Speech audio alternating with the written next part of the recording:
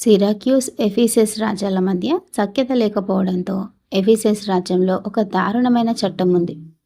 అదేమిటంటే సిరాక్యూస్కి చెందిన ఏ వర్తకుడైనా ఎఫీసెస్ రాజ్యంలో కనబడితే అతను తన ప్రాణాలు కాపాడుకోవటానికి 1000 మార్క్స్ డబ్బులు కట్టాలి. ఒకవేళ కట్టలేకపోతే మరణశిక్ష విధించబడుతుంది. ఈజన్ సిరాక్యూస్కి చెందిన వర్తకుడు. ఒకరోజు అతన్ని ఎఫీసెస్ వీధుల్లో తిరుగుతుండగా చూసి డ్యూక్ దగ్గరకు తీసుకువచ్చారు. అతను భారీ జరిమానా కట్టాలి లేదా మరణశిక్షకి తలవంచాలి. ఈజన్ దగ్గర జరిమానా కట్టడానికి డబ్బు లేదు. డ్యూక్ అతనికి మరణశిక్ష విధించే ముందు అతని కథ చెప్పమన్నాడు. సిరాక్యూస్కి చెందిన ఏ వర్తకునికైనా ఎఫీసెస్లో అడుగు పెట్టడం అంటే మృత్యుతో సమానమైన చోటు. అలాంటి చోటుకు అతను రావడానికి ఎందుకు సాహసం చేశాడో చెప్పుకున్నాడు.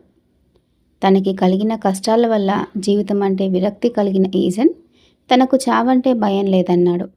తన దురదృష్టకరమైన జీవితంలోని సంఘటనల గురించి చెప్పాల్సి రావడం కన్నా కష్టతరమైన పని ఏదీ లేదన్నాడు. దాని తర్వాత ఈ కింది విధంగా తన జీవిత గాథను చెప్పసాగాడు. నేను సిరాక్యూస్లో పుట్టి వర్తకునిగా నా వృత్తి స్వీకరించాను.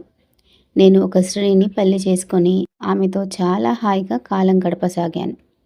కానీ నేను ఎపిడమ్నంకి వెళ్ళాల్సి వచ్చింది. అక్కడ వ్యాపార రీత్యా 6 నెలలు గడిచిపోయాయి.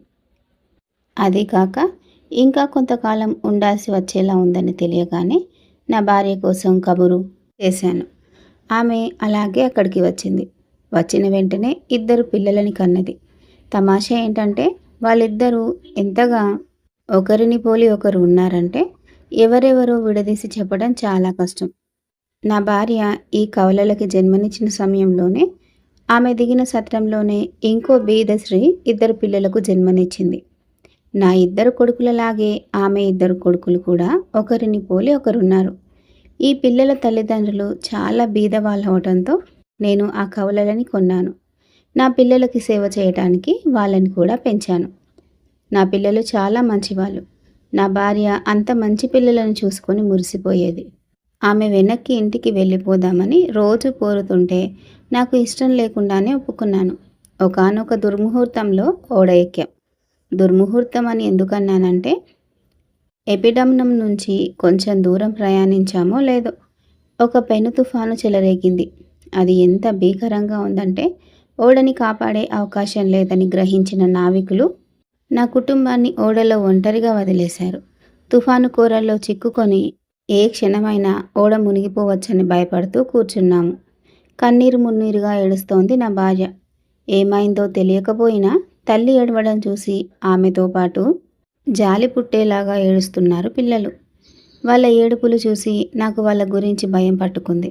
నాకు చావంటే భయం లేకపోయినా వాళ్ళని ఎలా కాపాడాలన్నదే నాకు ముఖ్యమైన ఆలోచన. నా చిన్న కొడుకుని అదనంగా ఉన్న ఒక ఓడ స్తంభం అంచుకు కట్టాను. సముద్రంలో వెళ్ళే వాళ్ళు తుఫానుని తట్టుకోవడానికి అలా కట్టుకోవడం అంతకుముందు చూశాను. ఇంకో అంచుకు కవల బానిసలలో 2వ వాడిని కట్టాను. అదే సమయంలో 2 పిల్లలని ఇంకో స్తంభానికి ఎలా కట్టాలో నా భార్యకి చూపించాను. ఆ విధంగా పెద్ద పిల్లలనిద్దరినీ ఆవిడ సంరక్షణలో, చిన్న పిల్లలనిద్దరినీ నా సంరక్షణలో పెట్టుకొని పిల్లలున్న ఈ స్తంభాల దగ్గరికి విడివిడిగా వెళ్ళాము. ఈ ప్రణాళిక వేయకపోయి ఉంటే అందరం ప్రాణాలు కోల్పోయి ఉండేవాళ్ళం. ఒక బండరాతిని గుద్దుకొని ఆ ఓడ 2 చెక్కలైంది. ఈ నాజూకైన స్తంభాలని అంటుపెట్టుకొని మేము నీటిలో మునిగిపోకుండా తేలుతున్నాము. 2 చిన్నపిల్లల సంరక్షణ చూచుకుంటున్న నేను నా భార్యకి సహాయం చేయలేకపోయాను. తక్కిన 2 పిల్లలతో ఆమె నా నుంచి విడదీయబడింది. కానీ వాళ్ళు నా కనుచూపు మేరలో ఉండగానే వాళ్ళని కొరింథు నుంచి వచ్చిన చేపలు పట్టే వారి పడవలోకి తీసుకోవడం చూశాను. వాళ్ళు క్షేమంగానే ఉన్నారని తెలిసాక నాకు నా చిన్న కొడుకుని, చిన్న బానిసని కాపాడటానికి అవస్థపడటం తప్ప వేరే ధ్యాస లేకపోయింది. ఎలాగైతేనేం చిట్ట చివరికి మమ్మల్ని ఒక ఓడ వచ్చి కాపాడింది. అందులోని నావికులకు నేను తెలియటంతో మమ్మల్ని ఆదరంగా చూసి వాళ్ళ సహాయ సహకారాలు అందించారు. మమ్మల్ని క్షేమంగా సిరాక్యూస్లో దింపారు. కానీ ఆ దుర్ఘటన జరిగిన రోజు నుంచి ఇప్పటిదాకా నా భార్య, పెద్ద కొడుకుల గతి ఏమైందో నాకు తెలియదు. నా చిన్న కొడుకు నాకు మిగిలిన ఆశాకిరణం. తనకి 18 ఏళ్ళు వచ్చేసరికి తన తల్లి, అన్నల గురించి కుతూహలం ప్రదర్శించసాగాడు. ఎన్నిసార్లో తన బానిసని తీసుకొని తన అన్నజాడ వెతకడానికి ఇద్దరము వెళ్తామని నన్ను బతిమాలాడు. చివరికి నేను అయిష్టంగానే ఒప్పుకున్నాను. నా భార్య, కొడుకుల జాడ తెలుసుకోవాలని నాకు కూడా ఆత్రంగానే ఉన్నా వాళ్ళని వెతికి రమ్మని చిన్న కొడుకుని పంపితే ఈ కష్టమైన పనిలో అతన్ని కూడా పోగొట్టుకుంటానేమోనని భయపడ్డాను. నన్ను నా కొడుకు వదిలి వెళ్ళి 7 ఏళ్ళయింది. అతన్ని వెతుక్కుంటూ ప్రపంచమంతా నేను గాలిపటం లాగా తిరగడం మొదలుపెట్టి 5 ఏళ్ళయింది. ఎంతో దూరంలో ఉన్న గ్రీకు దేశానికి వెళ్ళాను. ఆసియా సరిహద్దులన్నీ తిరిగాను. ఇంటికి సముద్ర ప్రయాణం చేస్తూ ఇక్కడ ఎఫీసెస్లో దిగాను. మనుషులున్న ఒక్క ప్రదేశాన్ని కూడా చూడకుండా వెళ్ళటం ఇష్టం లేదు. కానీ ఇవాళ నా జీవిత గాథ ముగింపుకొస్తోంది. మృత్యువు ఒడిలోకి సంతోషంగా జారుకుంటాను. నా భార్య, పిల్లలు జీవించే ఉన్నారన్న శుభవార్త నమ్మకంగా తెలిస్తే. ఇక్కడ తన దురదృష్టకరమైన కథకి ముగింపు పలికాడు నిస్సహాయుడైన ఈజెన్. తప్పిపోయిన కొడుకు మీద ప్రేమ వల్ల ఇంత దురావస్థలో పడ్డ తండ్రిని చూసి జాలిపడ్డాడు డ్యూక్. చట్ట వ్యతిరేకంగా కాకపోయి ఉంటే, తన హోదా వల్ల దాన్ని మార్చడానికి తనకి అవకాశం ఉండి ఉంటే తాను యథేచ్ఛగా అతన్ని క్షమించి ఉండేవాడినని అన్నాడు. చట్టాన్ని తూచా తప్పకుండా పాటిస్తే అతనికి తక్షణమే మరణశిక్ష విధించాలి. కానీ అలా చేయకుండా అతనికి ఆ రోజు గడువు ఇచ్చాడు. అప్పో సొప్పో చేసి జరిమానా కట్టడానికి సొమ్ము అమర్చుకోమని. కానీ ఈజెన్కి బహుకరించిన ఈరోజు పెద్దగా ఏమీ చేకూర్చే ఆశ లేదు. ఎందుకంటే అతనికి ఎఫీసెస్లో ఎవరూ తెలియదు.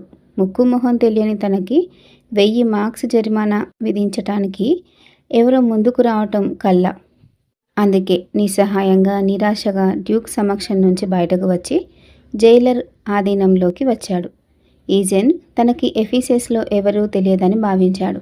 కానీ తన చిన్న కొడుకు కోసం ఎంతో జాగ్రత్తగా వేస్తున్న వెతుకులాట మూలాన తన ప్రాణాలకే ముప్పు తెచ్చుకున్న సమయంలోనే ఆ కొడుకు, అతని పెద్ద కొడుకు కూడా ఎఫీసెస్ పట్టణంలోనే ఉన్నారు. ఈజెన్ కొడుకులు చూడటానికి ఆకారంలోనూ రూపురేఖల్లోనూ ఒక్కలాగే ఉండటమే కాక వాళ్ళ పేర్లు కూడా ఒకటే. ఆ పేరు యాంటీఫలస్. అలాగే కవల బానిసల పేర్లు కూడా ఒకటే. అది డ్రోమియో. ఈజెన్ రెండో కొడుకు ఎవరినైతే ఈజెన్ వెతుక్కుంటూ వచ్చాడో, అంటే సిరాక్యూస్కి చెందిన యాంటీఫలస్ కూడా తన బానిస డ్రోమిస్తో కలిసి ఎఫీసెస్కి ఈజెన్ వచ్చిన రోజే రావటం తటస్థించింది.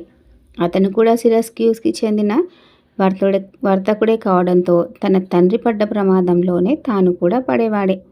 కానీ అదృష్టం బాగుండి అతన్ని కలిసిన స్నేహితుడొకడు సిరాక్యూస్కి చెందిన వృద్ధ వర్తకుడెవరో పడ్డ ప్రమాదం గురించి చెప్పి తనని ఎపిడమ్నంకి చెందిన వర్తకునిగా పరిచయం చేసుకోమని సలహా ఇచ్చాడు. దీనికి ఒప్పుకున్నాడు యాంటీఫలస్. పాపం, తన దేశానికి చెందిన వర్తకుడెవరో ప్రమాదంలో పడ్డాడని విని జాలిపడ్డాడు. కానీ ఆ వర్తకుడెవరో కాదు, స్వయాన తన తండ్రేనని కొంచెం కూడా తెలియలేదు. ఈజెన్ పెద్ద కొడుకు 20 ఏళ్లుగా ఎఫీసెస్లో ఉంటున్నాడు. అతను బాగా ధనవంతుడవడంతో అతని తండ్రి ప్రాణాలు కాపాడటానికి అవసరమైన సొమ్ము కట్టగలడు. కానీ అతనికి తన తండ్రి గురించి ఏమీ తెలియదు. చేపలు పట్టేవాళ్ళు తన తల్లిని సముద్రంలోంచి కాపాడినప్పుడు అతను చాలా చిన్నవాడు. అతనికి అలా కాపాడబడటం మాత్రమే గుర్తుంది. కానీ తల్లి గురించి కానీ తండ్రి గురించి కానీ ఏమీ గుర్తులేదు. ఎందుకంటే ఈ యాంటీఫలస్ని, అతని తల్లిని, బానిస పిల్లవాడు డ్రోమియోని కాపాడిన చేపలు పట్టేవారు ఈ ఇద్దరు పిల్లలని ఆమె దగ్గర నుంచి వేరు చేశారు. వాళ్ళని అమ్మేసే ఉద్దేశంతో ఆ దురదృష్టకరమైన స్త్రీకి తీరని మనస్తాపం కలగజేస్తూ యాంటీఫలస్ని, డ్రోమియోని మెనఫన్ డ్యూక్కి అమ్మేశారు. ఈ డ్యూక్ గొప్ప యోధుడు. ఎఫీసస్ డ్యూక్కి మామయ్య. తన మేనల్లుడు అయిన డ్యూక్ని చూడటానికి వెళ్ళినప్పుడు ఈ పిల్లలని తనతో తీసుకెళ్లాడు. చిన్నారి యాంటీఫలస్ని చూసి ముచ్చటపడ్డాడు ఎఫీసస్ డ్యూక్. అతను పెద్దవాడయ్యాక తన సైన్యంలో అధికారిగా చేర్చాడు. అందులో యుద్ధంలో తన ప్రావీణ్యం చూపి తన సంరక్షకుడైన డ్యూక్ ప్రాణాలు కాపాడాడు. అతని ప్రతిభకి ప్రతిఫలంగా ఎఫీసస్కి చెందిన ఒక ధనవంతురాలికిచ్చి పెళ్లి చేశాడు. తన తండ్రి ఆ దేశంలో అడుగుపెట్టినప్పుడు అతను తన భార్యతో కలిసి ఆ ఊళ్ళో ఉంటున్నాడు. అతని బానిస రోమియో ఇంకా అతనికి సేవ చేస్తూనే ఉన్నాడు. సిరాక్యూస్ యాంటిఫలస్ తను ఎపిడమ్నం నుంచి వచ్చానని చెప్పమని సలహా ఇచ్చిన తన స్నేహితుడికి వీడుకోలు చెప్పాక తన బానిసకి కొంత డబ్బు ఇచ్చి తాను భోజనం చేద్దామనుకుంటున్న సత్రానికి వెళ్ళమన్నాడు. అంతలోపు తాను ఆ పురవీధుల్లో తిరిగి అక్కడి ప్రజల తీరుతెన్నులు గమనిస్తానన్నాడు. రోమియో మంచి వ్యక్తి. యాంటిఫలస్ ఎప్పుడన్నా దిగులుగానో విచారంగానో ఉంటే అతనికి బానిసలు వేసే చతురోక్తులు వేసి అతన్ని నవ్వించి దృష్టి మళ్లించేవాడు. రోమియోకి అతనిచ్చిన స్వేచ్ఛ సాధారణంగా యజమానులకు వాళ్ళ పని వాళ్లకు మధ్య ఉండే సంబంధం కన్నా ఎక్కువే ఉంటుంది. సిరాక్యూస్ యాంటిఫలస్ రోమియోని పంపించి వేశాక తన తల్లి అన్నల కోసం తన ఒంటరి ప్రయాణం గురించి అక్కడే కాసేపు నిల్చొని ఆలోచించసాగాడు. ఎక్కడికి వెళ్ళినా వాళ్ళ వార్తలేమీ తెలియటం లేదు. తనలో తాను దిగులుగా అనుకున్నాడు. నేను సముద్రంలో నీటి బొట్టు లాంటి వాడిని. అది ఇంకో నీటి బొట్టును వెతికే ప్రయత్నంలో అంత విశాల సముద్రంలో తన ఉనికినే కోల్పోతుంది. అలాగే అమ్మ అన్నల వేటలో నేను కూడా నా ఉనికిని కోల్పోతున్నాను. అలా ఇంతవరకు ఏమీ ఫలితం లేని విసుగు పుట్టించే తన ప్రయాణాల గురించి అతను దీర్ఘ ఆలోచనలో మునిగి ఉండగా రోమియో తిరిగి వచ్చాడు. అంత త్వరగా ఎందుకు తిరిగి వచ్చాడని ఆశ్చర్యపోతూ యాంటిఫలస్ అతని డబ్బు ఎక్కడ పెట్టి వచ్చావని అడిగాడు. కానీ ఇప్పుడు అతను మాట్లాడిన రోమియో తన రోమియో కాదు. అతను ఎఫీసెస్ యాంటిఫలస్తో ఉంటున్న కవల సోదరుడు.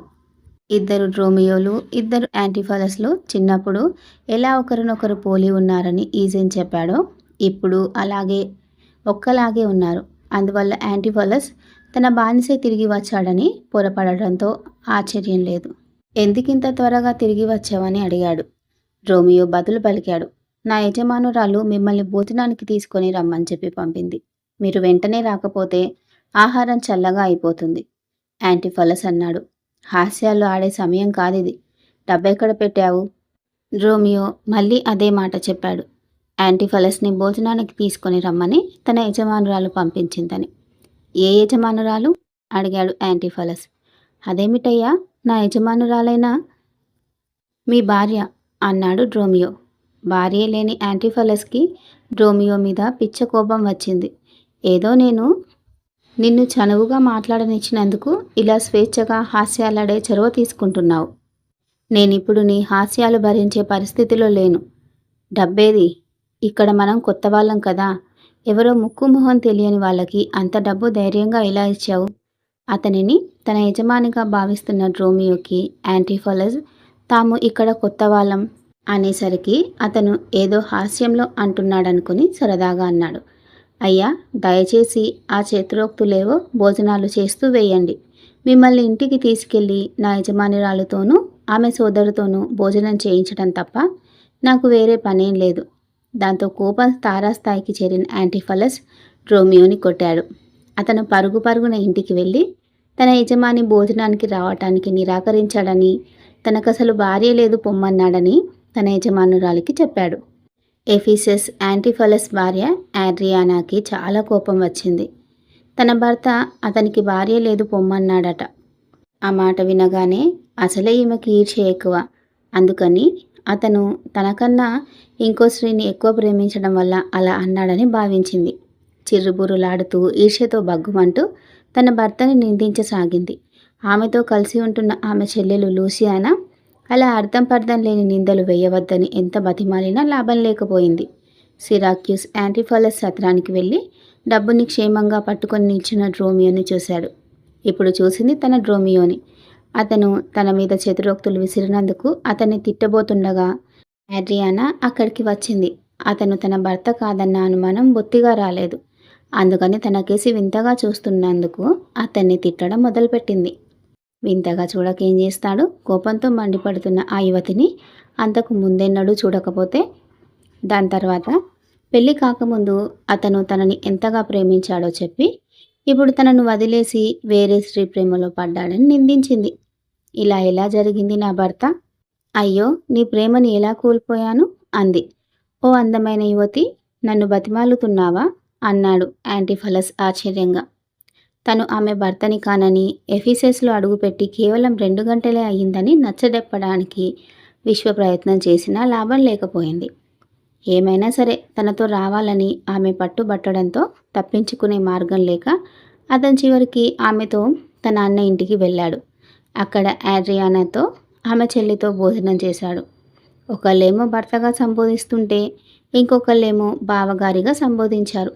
ఆశ్చర్యంలో తలమునకలైన యాంటిఫలస్ తాను ఆమెని నిద్రలోనన్నా పెళ్లి చేసుకొని ఉండాలి, లేదా ఇప్పుడు తాను నిద్రిస్తూ ఉండాలి అనుకున్నాడు. వీళ్ళ వెంట వచ్చిన డ్రోమియో ఆశ్చర్యం కూడా ఏం తక్కువ లేదు. ఎందుకంటే తన అన్న భార్య అయిన వంట మనిషి కూడా అతనిని తన భర్తగా పిలవసాగింది. సిరాక్యూస్ యాంటిఫలస్ తన అన్న భార్యతో భోజనం చేస్తుండగా ఆమె అసలు భర్త అయిన అతని అన్న భోజనం చేయటానికి ఇంటికి తిరిగి వచ్చాడు తన బానిస డ్రోమియోతో కలిసి. కానీ అతని పనివాళ్ళు అతనికి తలుపులు తెరవరే. తన యజమానురాలు ఎవరినీ లోపలికి రానివద్దంది అని ఆజ్ఞాపించిందని చెప్పారు. వాళ్ళు పదే పదే తలుపులు కొట్టి తాము యాంటిఫలస్ డ్రోమియోలమని చెప్తే చెలికత్తెలు వాళ్ళని చూసి నవ్వారు. యాంటిఫలస్ తన యజమానురాలతో కలిసి భోజనం చేస్తున్నాడని, డ్రోమియో వంటింట్లో ఉన్నాడని చెప్పారు. వాళ్ళు తలుపులు బద్దలు కొట్టినంత పనిచేసినా వాళ్ళని లోపలికి రానివ్వలేదు. చివరికి యాంటిఫలస్ చాలా కోపంగా వెళ్ళిపోయాడు. ఎవరో పెద్ద మనిషి తన భార్యతో భోజనం చేస్తున్నాడని విని ఎంతో ఆశ్చర్యపోయాడు కూడా. సిరాక్యూస్ యాంటిఫలస్ తన భోజనం ముగిశాక ఆ స్త్రీ తనని ఇంకా భర్తగా వ్యవహరించడం చూసి చాలా అయోమయంలో పడటంతోనూ డ్రోమియోని కూడా వంటామె అలాగే వ్యవహరిస్తుందని విని చిన్న సాకు దొరికిన మరుక్షణం ఆ ఇంటి నుంచి హడావిడిగా బయటపడ్డారు. అతనికి ఆమె చెల్లెలు లూసియానా బాగా నచ్చినా అసూయపరురాలైన ఆడ్రియానా అసలు నచ్చలేదు. అలాగే రోమియో కూడా వంటింట్లోని అందమైన భార్యని భరించలేకపోయాడు. అందువల్ల అటు యజమాని ఇటు సేవకుడు ఇద్దరు వాళ్ళ కొత్త భార్యల దాడి నుంచి ఎంత త్వరగా వీలుంటే అంత త్వరగా బయటపడగలిగినందుకు సంతోషించారు. సిరాక్యూస్ యాంటిఫలస్ ఇలా ఇల్లు వదిలాడో లేదో అలా అతన్ని ఒక నగల వర్తకుడు కలిశాడు. ఆడ్రియానా అలాగే అతను కూడా ఇతన్ని చూసి ఎఫిసెస్ యాంటిఫలస్ లాగా పొరపాటు పడి అతన్ని పేరు పెట్టి పిలిచి ఒక బంగారు నగ ఇచ్చాడు. యాంటిఫలస్ అది తనది కాదు బాబు అని తిరస్కరించిన నగల వర్తకుడు అతను చేయించమంటేనే తయారు చేశానని చెప్పి ఆ గొలుసుని యాంటిఫలస్కే ఇచ్చేసి వెళ్ళిపోయాడు. తన మనిషి డ్రోమియోకి తన వస్తువులకి ఏదైనా ఓడలోకి ఎక్కించమని ఆజ్ఞాపించాడు. ఇలాంటి వింత అనుభవాలు అవ్వటం చూస్తుంటే తనని ఎవరో మంత్రించినట్లు తనకే అనిపిస్తోందని, అలాంటి చోట ఇంకా ఎక్కువసేపు ఉండటం ఇష్టం లేదని అన్నాడు. తప్పుడు యాంటిఫలస్కి గొలుసు ఇచ్చిన నగల వర్తకుడిని తను కట్టాల్సిన డబ్బు కట్టనందుకు ఆ వెంటనే పోలీసులు పట్టుకున్నారు.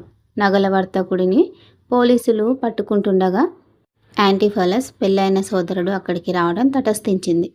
ఆ వర్తకుడు ఈ యాంటిఫలస్కి గొలుసు ఇచ్చాననుకున్నాడు. అందుకే అతన్ని చూడగానే తాను అంతకుముందు ఇచ్చిన నగకి సొమ్ము ఇవ్వమని కోరాడు. తాను కట్టాల్సిన సొమ్ముకి అతను ఇవ్వాల్సిన సొమ్ము సరిగ్గా సరిపోతుంది. తనకి ఏ గొలుసు ఇవ్వలేదని యాంటిఫలస్ కేవలం కొన్ని నిమిషాల ముందు తనను స్వయంగా కలిసి ఇచ్చానని నగల వ్యాపారి చాలాసేపు వాదించుకున్నారు. ఎవరికి వారే తామే సమంజసంగా మాట్లాడుతున్నామనుకున్నారు.